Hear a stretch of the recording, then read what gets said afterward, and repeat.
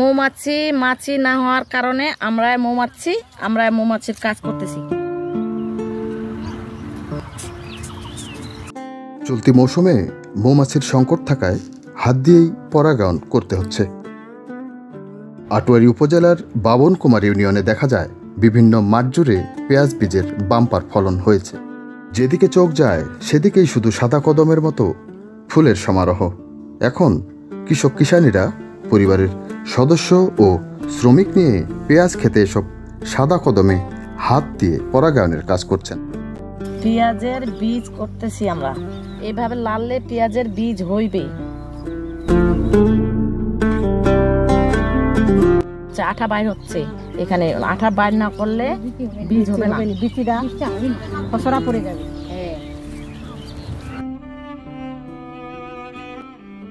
পেঁয়াজের বীজ দানাটা সুন্দর হবে, ভালো হবে। এভাবে লাড়ে দিলে পেঁয়াজের দানাটা ভালো হবে।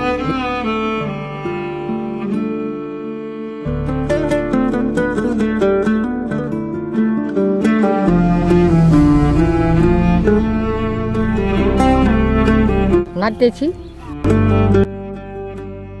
না নাড়লে পাতা নিয়ে যাবে।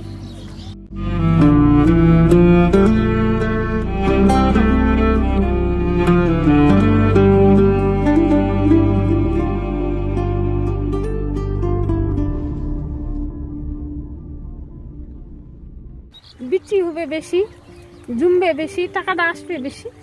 আমার লাভ, কৃষক লাভ।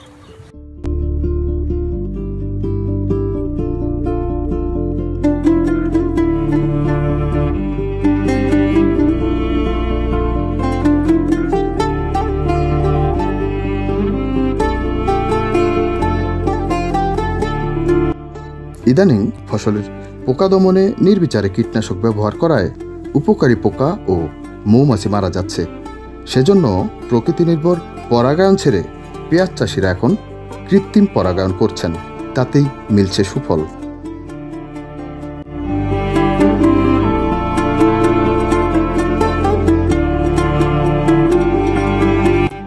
অর্থাৎ হাত দিয়ে পুরুষ ফুলের পরাগরেণু স্ত্রী ফুলের গর্ভমুণ্ডে স্থাপন করাকে হস্ত পরাগায়ন বলে।